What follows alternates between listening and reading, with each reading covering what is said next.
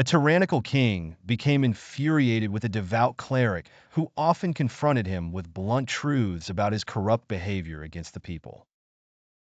The king's usual method of punishment involved restricting the condemned to a single type of food until they withered away, unable to bear the monotony.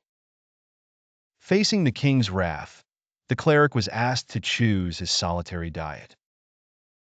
Knowing that God had tested the Israelites with a single food and they had failed, he cleverly requested sheep heads, which contained various flavors and types of meat, thus sparing him the loathing of uniformity.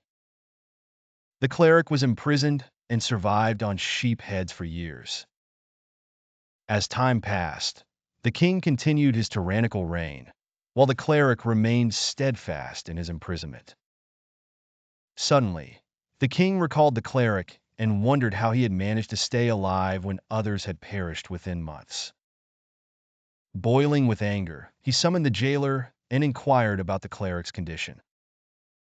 The jailer reported that the cleric was in good health, spending his days in prayer, worship, and reciting the Quran. The king asked if the cleric had made any requests or comments, to which the jailer replied, "No, except he asked yesterday to move his bedding from the pillar he was next to another pillar." The king, enraged, ordered the jailer to give the cleric a sheepskin and shouted, "Take this to him."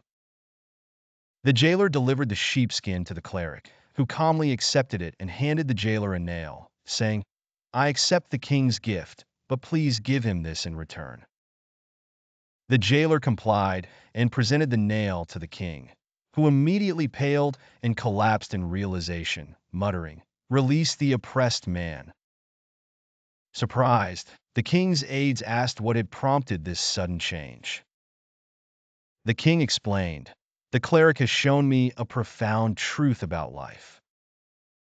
By asking to move his bedding from one pillar to another, he alluded to the saying, 'God will bring relief.' I sent him the sheepskin to imply, even if you lived as many years as this fur has hairs, you will not leave the prison."